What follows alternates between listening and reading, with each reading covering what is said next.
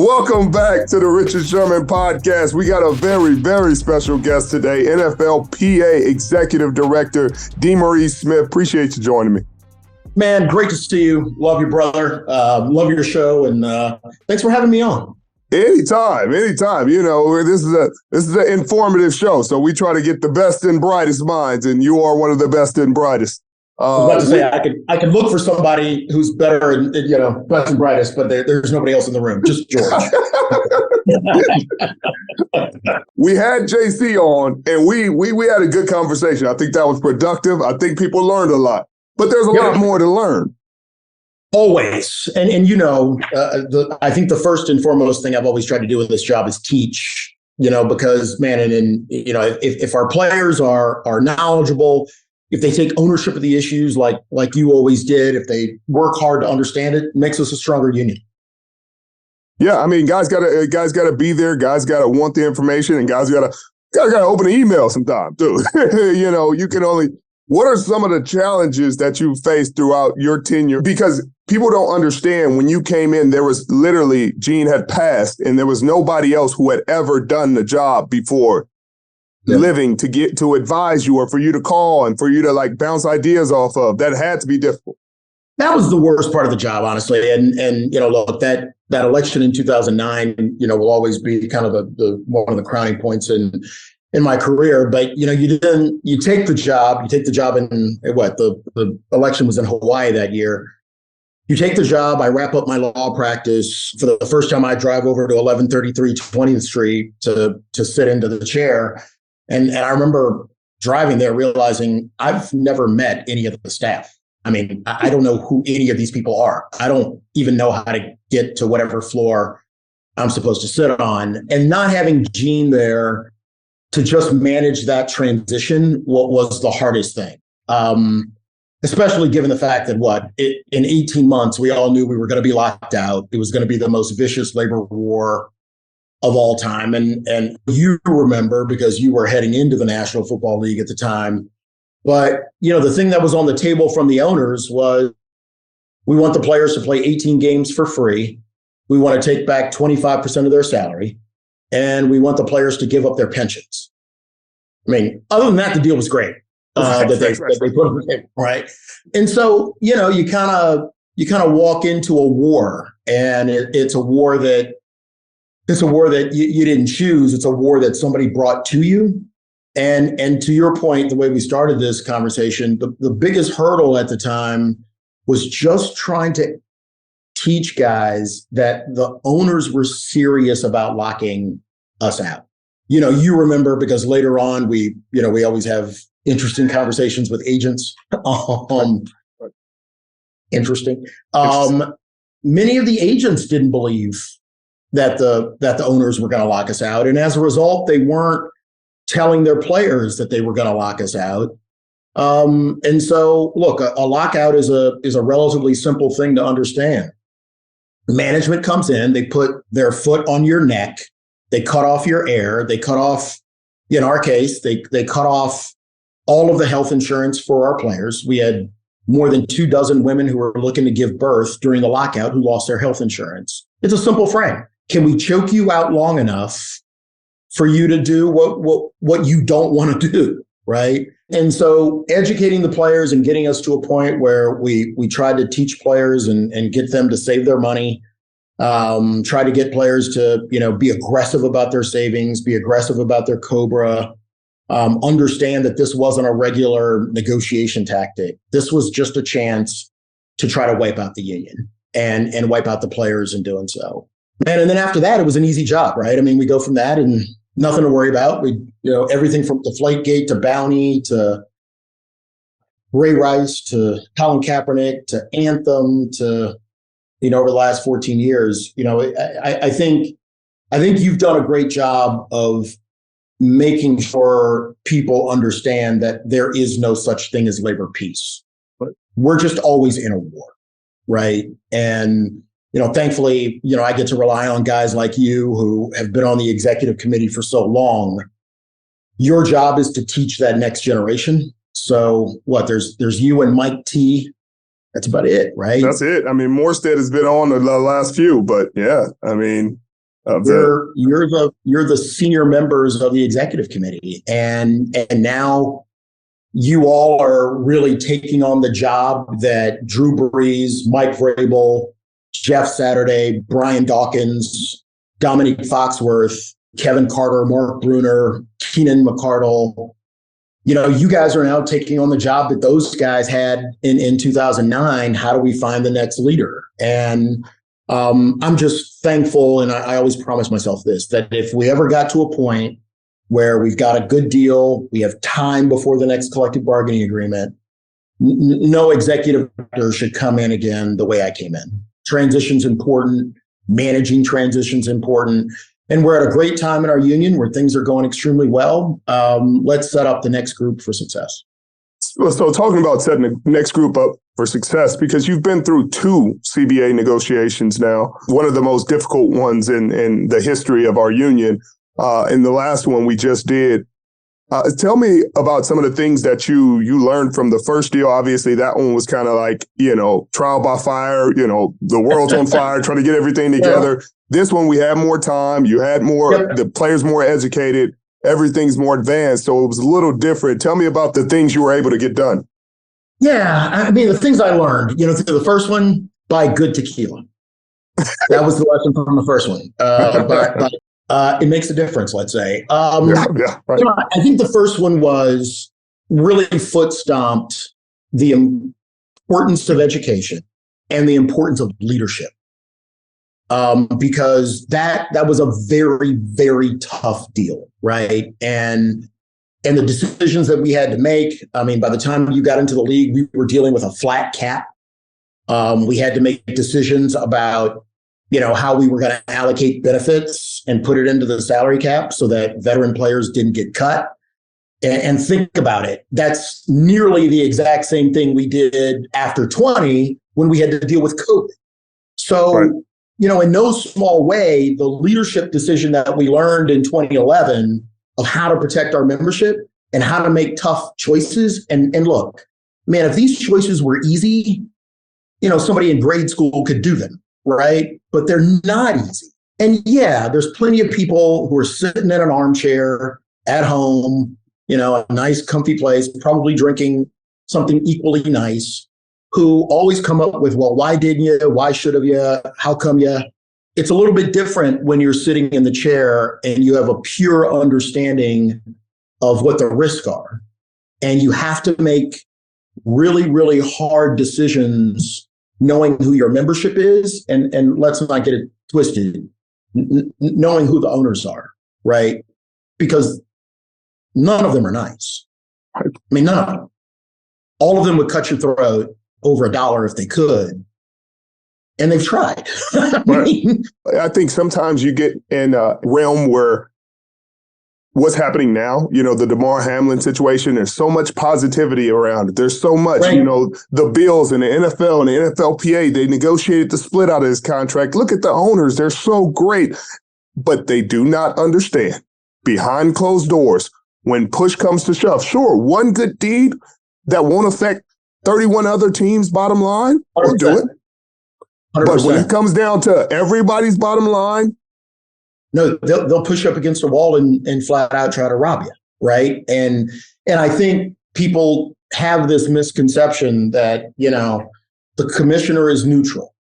He's not. I mean, you didn't vote for him, I didn't vote for him. That the owners will always want to perpetuate and carry on football. Well, we learned in 2011 that if they get $4 billion from the networks, they're willing to shut football down. Why? Because they'll make up their loss in less than a full season.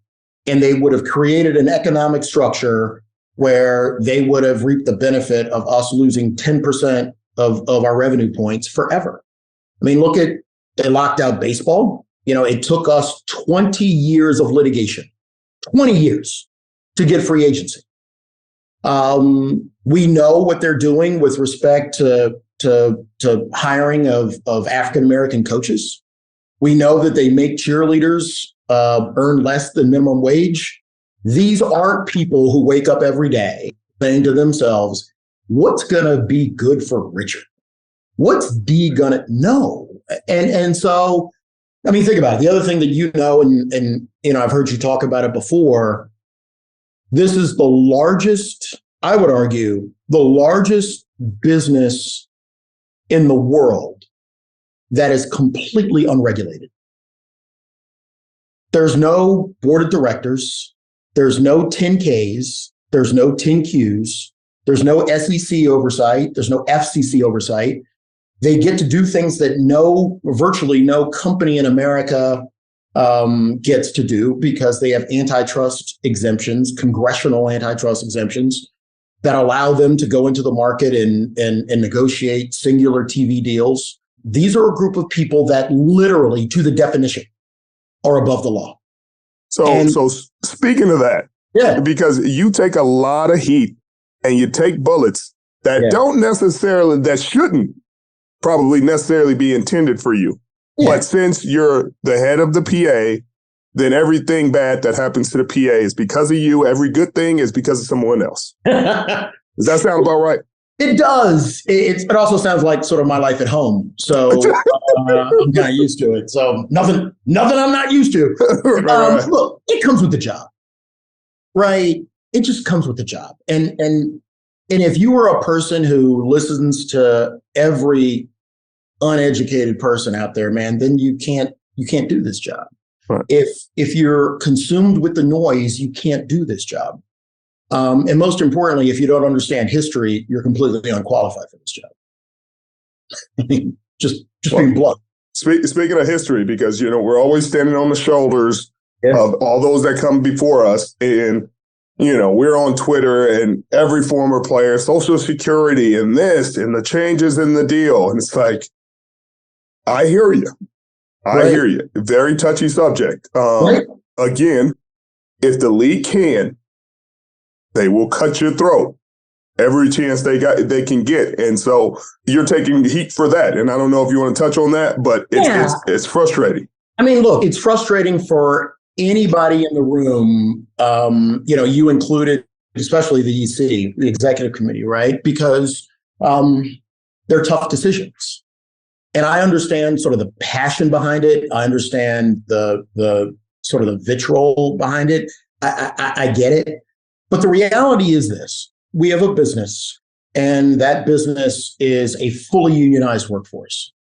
And we make tough decisions all the time where we fight for increased shares of revenue, like we did in the last deal. We fight over wages, hours, working conditions, like we did the last deal. And while there are a lot of people out there that are rightfully entitled to their criticism and rightfully entitled to their armchair way of weighing in on everything, very few people have ever had to sit in the room and actually make these decisions, right? And here's the things that I'm proud of. We used to have a vesting protocol in the National Football League where it took you 4 years, if not longer, to vest. What did you do? You reached back to all of those players who had a longer vesting period, and you brought them up to a 3-year vesting period. We used to have people who never got to benefit from free agency. What did you do? You reached back to all of those pre-1993 players, and you increased their pensions up to current standards.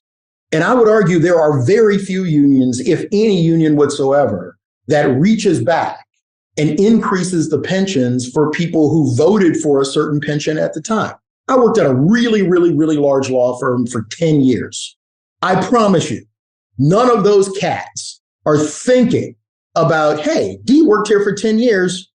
Maybe we should just, give him a little bit to increase his salary. No. All right. We're doing better now. So let's make them better. Like, it matters what those men did. Like, they 100%. Did sacrifice. And I think our membership and our leadership will always understand that. So we'll always 100%. Reach back. We'll always try our best. But we will also keep the current players on a trajectory that's always this way, because they are currently building the game.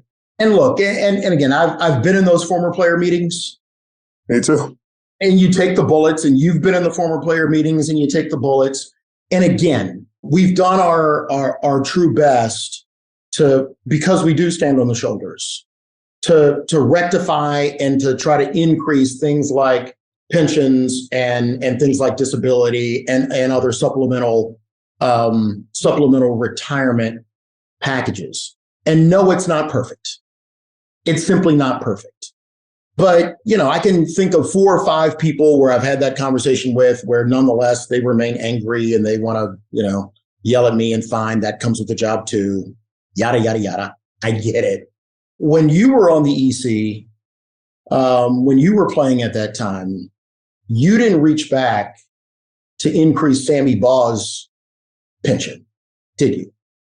And you didn't reach back and do the things that a lot of the current players have done since 2009. And that's not a criticism, that's just reality. And so, yes, do we work to do everything we can to make the system more fair? But man, we have tough decisions to make. And I think every now and then you get a group of people who, maybe with shades of history, sort of act like they would have done something differently when they were playing.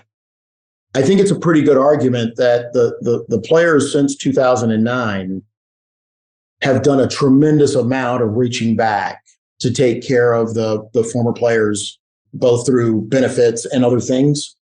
But all of those come with really, really tough decisions. Always. It's really tough decisions, and it's always, nobody's going to be happy. There are current players that haven't even read the deal, and they listen to their agents or whoever's giving them advice and say, "Oh, it's a terrible deal because of A, B, and C. They didn't get you fully guaranteed deals. They didn't get this out your contract." It's like, wait, you're an agent. Like, you can negotiate that into the contract, but since you're not great at your job, then it's on the union to find ways to find leverage points to get something out of the contract that you can negotiate in there if you're great at your job. And if you're saying, hey, I'm not that great at my job, I need your help, then when we're trying to create leverage points before negotiations, it'd be in the agent's best interest to assist the PA in creating those leverage points and educating those players so that when we go to the table, we have more leverage and can move the needle a lot differently. 100%. And look, I mean, you've been on those calls and you've been in those agents meetings and unless you want to, we all remember the agent meeting at rep meeting where, I think we had one of our agents say that he didn't think most of our players could spell CBA. That actually happened. Right. Sorry to bring it up. Don't want to, just not trying to get you wound up. Trigger. But 2 things. Can we spend 30 seconds on guaranteed contracts so that we just level set this thing forever? Please. No CBA in any sport guarantees contracts for all of their workers. And I call our members workers, not players. And that's deliberate, especially because I'm sitting in the AFL-CIO headquarters right now. No CBA guarantees all of the contracts for any workers in sports. Free agent contracts became a thing of custom, primarily starting off in the NBA, when Larry Bird signed the first fully guaranteed contract. And he was measuring up against Moses Malone's contract from, I think, a year or so before. Moses Malone's contract contained a lot of incentive-based salary. If he was an all-pro, MVP, won a national or world championship, some of the salary was triggered on how much apparel he sold. Larry Bird was the first person that came in and said, all that is great, but I want my contract not to be continuously incentive-based, fully guaranteed. So that's not a CBA mechanism. After that happened, the free agent players in basketball primarily came out and said, I want my contract to be structured just like Larry Bird's contract. And then you had a thing of custom that moved its way through baseball, moved its way through basketball. You and I were intimately involved in what we were doing, what the union was doing with respect to the Kirk Cousins contract, right? So he comes out of a system where he gets franchised twice. That's the one thing we did with the collective bargaining agreement. We made those franchise tags what? Fully guaranteed. So now when that young man went into the market, he rightly said to himself, why would I get anything less than a fully guaranteed contract because for the last 2 tags, I've been fully guaranteed. Right. So he gets a fully guaranteed contract. And I'll be dead honest with Richard. I mean, I honestly believed, okay, this is our Larry Bird moment. That's going to do it. It's going to do it. Thank you. That's a wrap. No. We have free agent players that come after him who, for whatever reason, don't get fully guaranteed contracts. And you keep the cycle going. So you run into a situation like Lamar Jackson's in. Yeah. And at the end of the day, you can say the union didn't do this, the union didn't do that, this guy didn't do that. What did you do? Right. Did you stand your ground? You know, Kirk Cousins has a fantastic agent.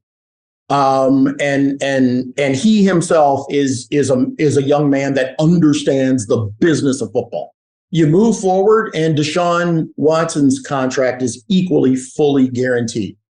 Same thing happens. For whatever reason, after that, we have high-profile players who don't have a fully guaranteed contract. And that's why now there's so much of this discussion around Lamar Jackson, right? And does that young man deserve a fully guaranteed contract? Without a doubt. Without a doubt. And so what we try to urge the agents to do is understand the history, understand the leverage that you have, utilize the leverage.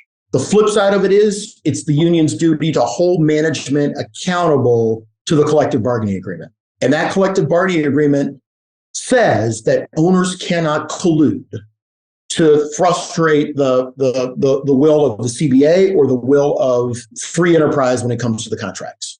So, you know, I can't technically talk about, you know, confidential grievances, and you and I are not talking about a confidential grievance. I will say that somebody, maybe Pro Football Talk, reported that we may have filed a grievance. I'm not going to comment on that at all. But you know, and by the way, I get this thing too. D's too confrontational. D's a trial lawyer and he wants to litigate, or D always wants to fight. My only question back to most of those people is, if you understood the history of the National Football League and their relationship with the players since the 1970s, it's always been about a fight, always. And your only choice in this job is whether you were going to fight or whether you're going to acquiesce and lose. Right. That's it. Right. It's like, hey, don't fight. Just accept that they're going to take things from you and fold you into a corner, and then just fold. So we won't even fight. We can fold. That's your choice. And if you think that somehow you're going to walk into a room with a group of people who think about what they've accomplished, and look, to a certain point, their success, you know, has translated into our success. The NFL has put every competitor league, for the most part, in the ground. In the ground. You know, we started our free agency fight with John Mackey in 1971. We didn't get free agency until we won a jury trial in 1993. 20 years. And I would argue that the one thing that has made football great, free agency, right? And so you think about the things and the fights that this union has done. When you came into the league, or right before you came into the league, we had some teams that were perpetually spending 70% of the salary cap. I mean, tons of people were like, oh my goodness, the cap is this, the cap is that, the cap's going to be this, the cap's going to be that. I can remember my first meeting with the players going, I mean, I know we talk a lot about the salary cap thing, but don't we really care about the floor?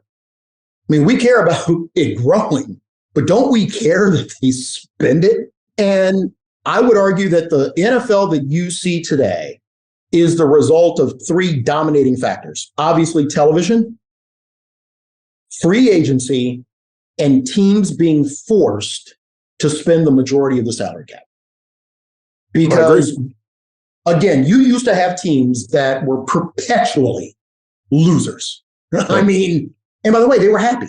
Right. Owners happy. They're making money. 100%. Because every team in this league is not trying to win the Super Bowl. I'm sorry, fans. I hate to break it to you. I really hate to be that guy. Every team in the National Football League is not trying to win the Super Bowl. Some of these owners are trying to make a buck, and they're making it. They're making it. And it was worse when we didn't have a floor under the salary cap, because you could spend 70, 75% of the salary cap. The owners would pocket the rest, and 25% less of spend simply made you not competitive. So look, I love the fact that we have a great game. I love the fact that we have ridiculous business, but after 14 years in this job, I'm most appreciative that we've always been able to find a group of leaders who are willing to look forward. How do we make sure that we grow and take care of the active player community? How do we make sure that we stay strong as a union? Because then that allows us the luxury of reaching back and taking care of everybody who goes forward. Speaking of looking forward, because that's a great point and a great caveat to our last session, what do players need to do going forward, and what advice would you have to the next ED that comes in going into that 2030 CBA negotiation? Three things. For the person coming into the job, this is a trade union job. It's a union job. I know a lot of people out there just think that this is somehow a unique sports thing separate from everybody else. But think about it. Unions in this country have fought for wages, hours, and working conditions. What are our core things at our union? Wages, hours, working conditions. I know that there is a lot of everybody has their perspective on the 17th game, and that was a thing where it was a battle between us, right? The 17th game was out there. The league, made everything contingent on us getting the 17th game. But I also like to remind people, and certainly the older people, myself included, who listen to your show. I remember a time when we played 14 games in the National Football League. It went to 16 games. Do you know what didn't change? The compensation of the players. The revenue share didn't change. The overall compensation of the players didn't change. When we moved from 14 games to 16 games, we had the same share of revenue. Players were getting the same. In 2011, we changed that because we said that the league needed to get the union's consent to add that extra game. And at the time of the 2006 CBA, the league could have gone up to 19 games without asking the union's permission. So you fast forward to 2020, what happens? The league bought a 17th game, right? For by my calculation, somewhere between $1.2 and $1.6 billion that they had for free in 2010. Wages, hours, working conditions. For what players need to focus on, your journey in the union and the way in which you and I have always dealt with each other, the player you were, the way you came into the union, wanting to learn, being hungry for information, being insistent on the answers. And look, you and I, there were times you and I would go head to head, toe to toe. I blame you for all of this. All of it. I blame you for all of it.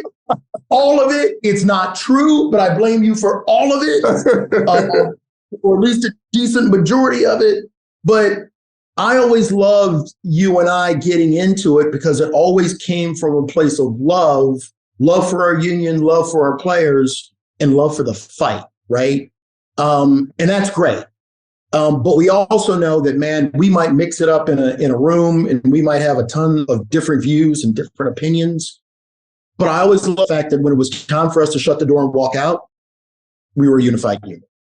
And that's just a level of sobriety and maturity that every leader has to decide that we would go. And the last thing I would say for players, I'm talking about players who want to be leaders. The executive committee in 2000, who negotiated that deal in 2000, 18, 19, 20, that ramp up. I've worked with a lot of executive committees over the years and a lot of presidents. That first group that went through the lockout was a group tried by fire. And I would say that's an outside fire, right? Just a war. I'm not going to go into a lot of detail, but the things that this EC handled leading up to and right after this deal were dealing with a lot of the issues internally that were extremely tough, right? I mean, again, you know what I'm talking about, but think about it. You guys and that leadership shepherded us through an early deal, and any early deal is a tough deal, right? Because you're always asking yourself the question, or can we do better later? Who knows? Who knows? But when you're dealing with it with, the issues we had to deal with internally, which were something I've never dealt with before, never want to deal with again. But think what you guys did. You got a CBA done when baseball shut down, basketball shut down, hockey shut down, March Madness shut down. And you were the first and only executive committee who ever had to deal with a worldwide pandemic. And then as soon as the ink was dry on that document, you remember 3 days later, I picked up the phone and called you guys. We had a call and I said, hey, look, everybody just needs to get their head square around this. We're in a pandemic that's going to shut down the world. And we have to decide first whether we should even play NFL football. And if we're going to play NFL football, how in the hell do we protect a membership in a contact sport in a contact pandemic? And you guys came up with the models that became what I still consider to be the gold standard of what workers are entitled to in a pandemic. You shut down training camp. You shut down OTAs. You shut down the preseason. You changed the way practice was held. You changed the way meetings were held. And we made the NFL pay all the cost of protecting us through a pandemic. No other business in America, no other business in the world pulled that off. Not one. Right. Not one. Hell of a ride, my friend. Hell of a ride. It's almost over for me and you, brother. We're riding off into the sunset together. Well, in about a year and a half, man, you're going to see me in a wig. I'm just going to go in hiding for a little while. I'm going to have one of those big afros come on out. No, nothing's changed. Nothing's changed. Right. I love it. I got a feeling you're going to be in Tahiti somewhere, sipping Mai Tais and things of that nature. For a little while. There's room for you, man. I appreciate that. I really appreciate that. I appreciate you coming on, D. It means a lot. Your sacrifice, your work throughout, your time and what you've done for our players and our union. I mean, can't speak enough on it. Can't give you enough credit. Can't give you enough thanks and praise. I'll see you soon. Obviously, there's still work to be done, and I appreciate you doing it. Appreciate you coming on. Keep the fire, brother. Speak truth to power. That's what we do. Always. That's what we do.